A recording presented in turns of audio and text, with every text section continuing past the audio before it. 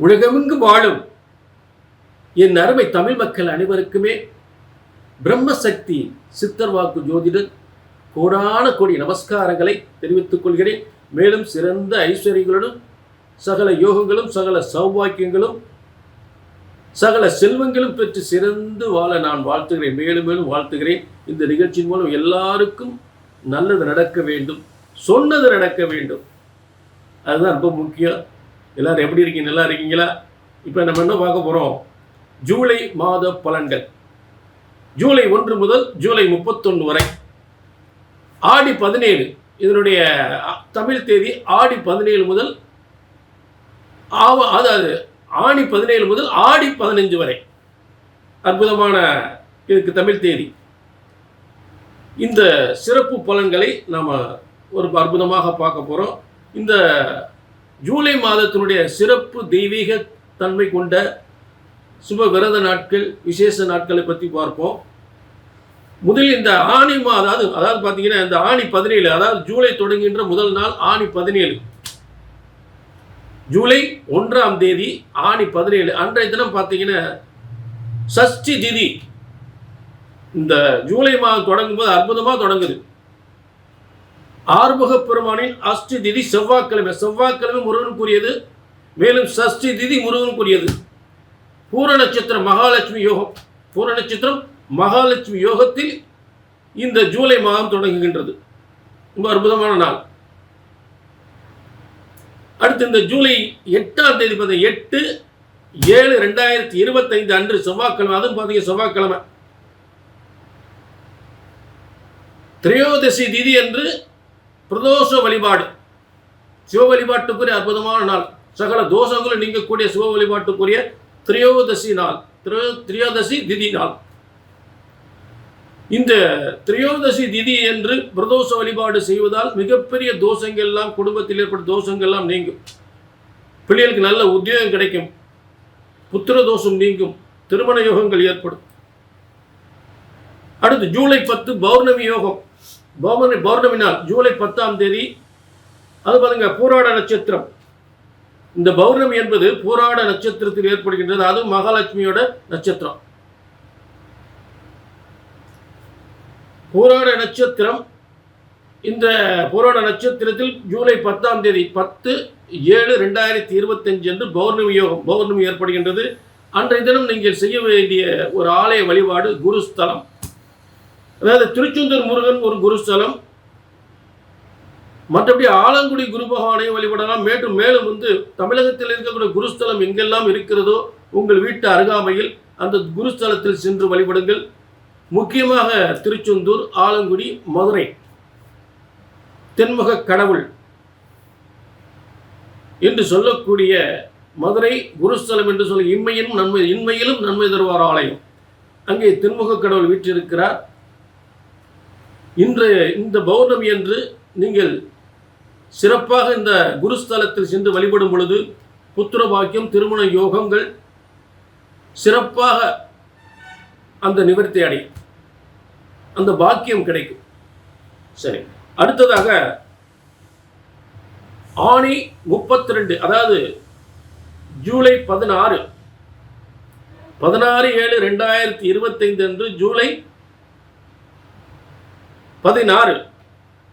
இது ஆணி 32, அதாவது உத்தராயண காலத்தினுடைய கடைசி நாள், தட்சிணாயனம் தொடங்குகின்ற ஒரு சுப நாள். இந்த காலங்களில் எல்லாவித சுபகாரியங்களும் சிறப்பாக நடத்தி கொள்ளலாம். எல்லாவித சுபகாரியங்களும் சிறப்பாக நடத்தலாம். எல்லாவித சுபகாரியங்களும், விவாகம், காது குத்து, சிமந்தம், வீடு கட்டி பால் காய்ச்சறது எல்லாம் பண்ணிக்கலாம். அற்புதமான நாள். அடுத்து ஜூலை 22, அதாவது ஜூலை 22/7/2025 22/7/2020 செவ்வாய். அதுவும் பாருங்க செவ்வாய்க்கிழமை. அதாவது தேய்பிறை பிரதோஷ வழிபாடு. தேய்பிறை பிரதோஷ வழிபாடு அன்று சிவபெருமானை வழிபட்டு விட்டு சனீஸ்வர பகவானையும் அவருக்கு எள்விளக்கு அதாவது சிவபெருமானுக்கு வில்வ மாலை, நெய் தீபம், சனி பகவானுக்கு எள் தீபம். இந்த பிரதோஷ வழிபாடு கண்டிப்பாக சிவ வழிபாட்டை செய்துவிட்டு அந்த சனீஸ்வர பகவானையும் சேர்த்து வழிபட்டு வாருங்கள். அனைத்து தோஷங்களும் நிவர்த்தி அடையும். புரிஞ்சுட்டீங்களா? அடுத்து வாஸ்து நாள் ஜூலை 27 27/7/2025 அன்று வாஸ்து நாள். வீடு கட்டக்கூடிய வாஸ்து பூஜை செய்து கொள்ளலாம். மகம் நட்சத்திரத்தில் ஜெகத்தை ஆளும் என்று சொல்லக்கூடிய அற்புதமான நாள். அன்றைய தினம் வாஸ்து நாள். அடுத்து ஜூலை 28 முப்பெரும் விழா. ஆடிப்பூரம், சதுர்த்தி விரதம், நாக சதுர்த்தி. ஆடிப்பூரம் பெண்களுக்குரிய.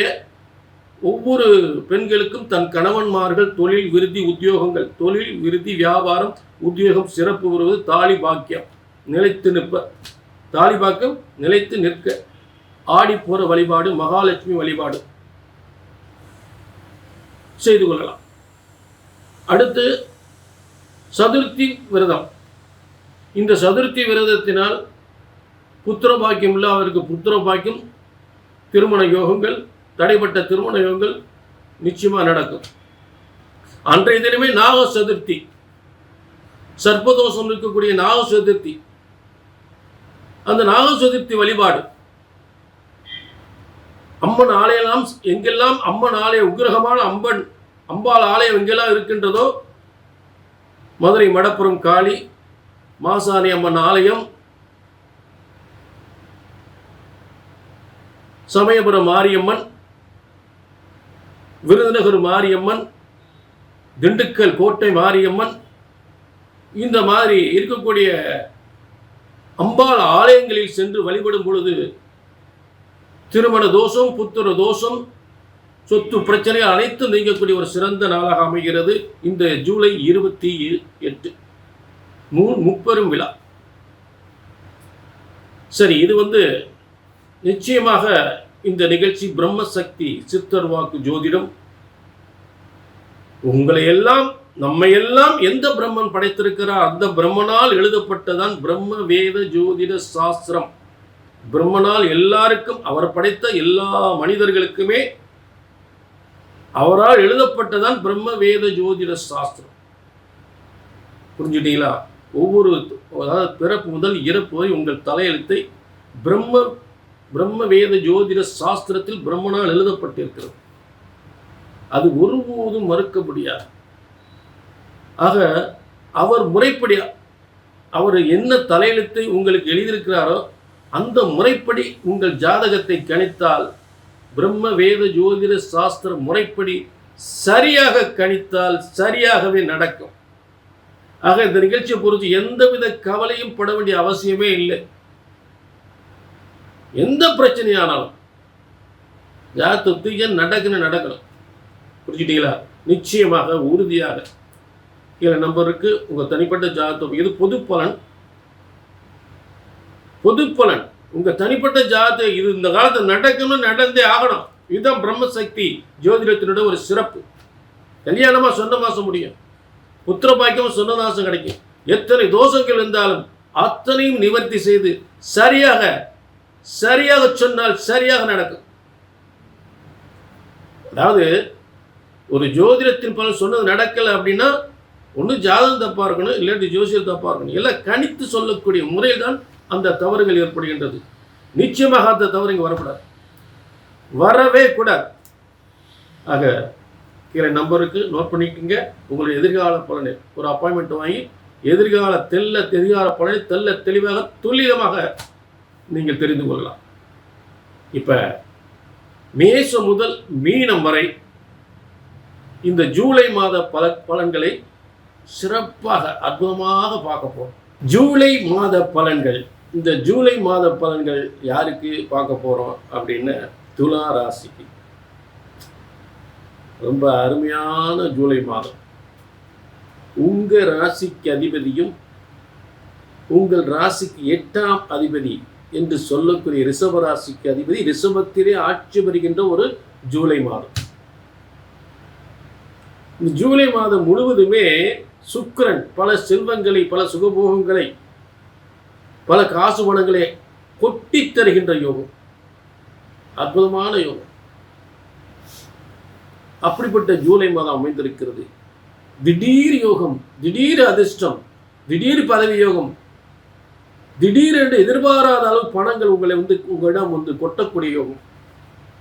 அப்படிப்பட்ட யோகத்தில் சுக்கிரன் மகாலட்சுமியாக கோடி கோடியாக லட்சக்கணக்கில் ஆயிரக்கணக்கில் கொட்டி தருகின்ற ஒரு யோகத்தில் சுக்கிரன் இருக்கிறார். மேலும் உங்களுக்கு லாபாதிபதி என்று சொல்லக்கூடிய சூரியனும் மேலும் குருவும் அந்த இடத்தில் சிவராஜ யோகத்தில் பாக்கியஸ்தானத்தில் சகல பாக்கியங்களும் பெறக்கூடிய இடத்தில் அரசாங்கத்தால் செய்கின்ற தொழில்களால் உயர் பதவிகளால் சிறந்த முன்னேற்றம் அடையக்கூடிய சூரியன் குரும் சிவராஜயோகத்தில் பாக்கியஸ்தானத்தில் இருக்கக்கூடியது இந்த ஜூலை மாதத்தில் அற்புதமான யோகம். 9ஆம் இடம் பதவி உயர்வு, செய்கின்ற தொழில் முன்னேற்றம், நீண்ட தூரம் பயணங்கள், ஆலய வழிபாடு,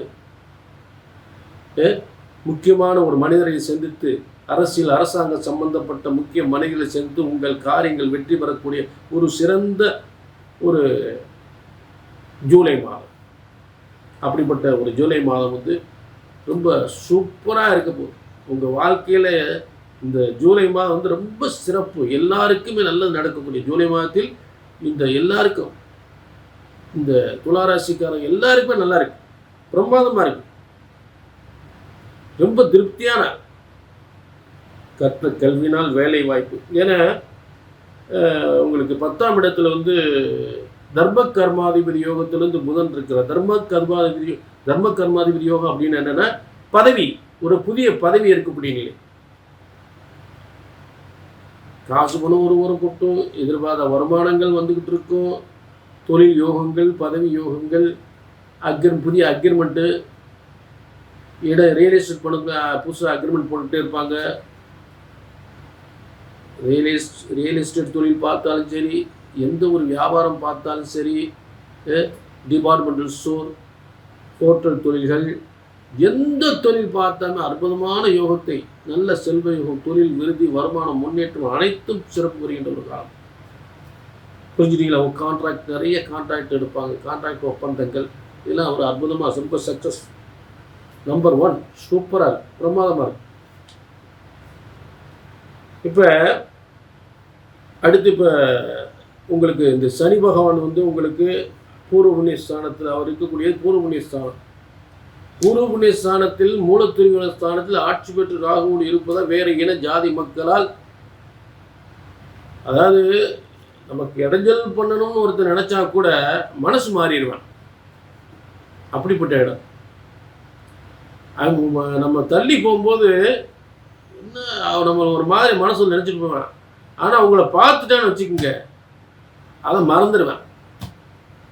அப்படிப்பட்ட யோகத்தில் சரீராக இருக்கு. யோகங்களை எதிரிகள் அவங்க புத்தியை மழுங்கடிச்சு நமக்கு நண்பர்கள் ஆகக்கூடிய நிலை, நமக்கு சாதகமாக ஆகக்கூடிய. ஏன்னா அங்கே பாக்கியஸ்தானத்து குரு அங்கே பார்க்குறாரு. அப்போ இது நடக்கும். எதிரி கூட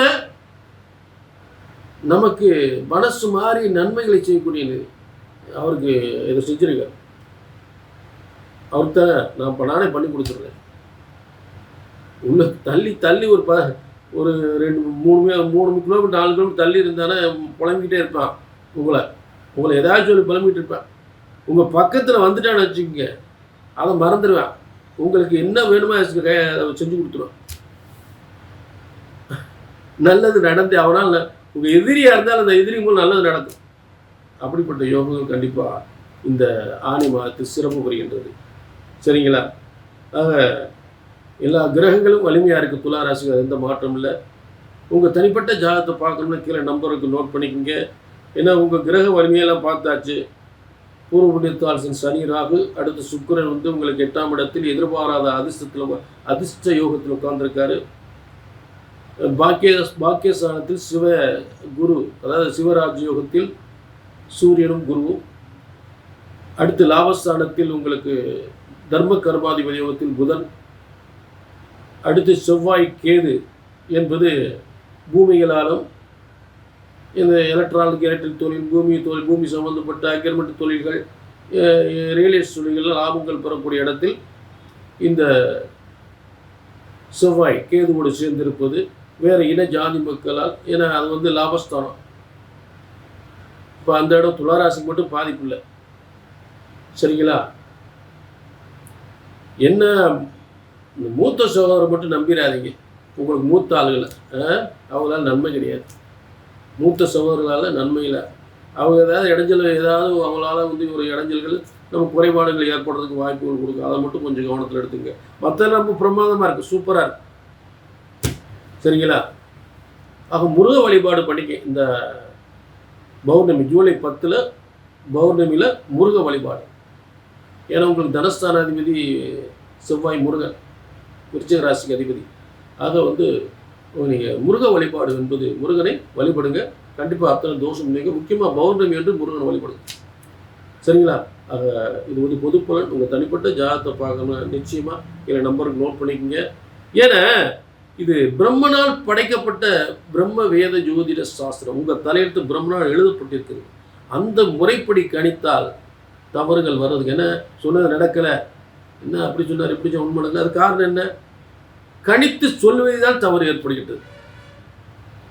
ஒரு ஜோதிடத்தின் பலன் சொன்னது நடக்கலை அப்படின்னா ஒன்று ஜாதகம் தப்பாக இருக்கணும், இல்லாட்டி சொல்லக்கூடிய ஜோசியர் தப்பாக இருக்கணும். அந்த தவறு வரக்கூடாது. எல்லாம் கணித்து சொல்லக்கூடிய முறையில் தான் தவறு ஏற்படுகின்றது. அது கீழே நம்பருக்கு நோட் பண்ணிக்க. உங்கள் எதிர்கால பலனை தெளிவாக துல்லிதமாக பார்க்கலாம்.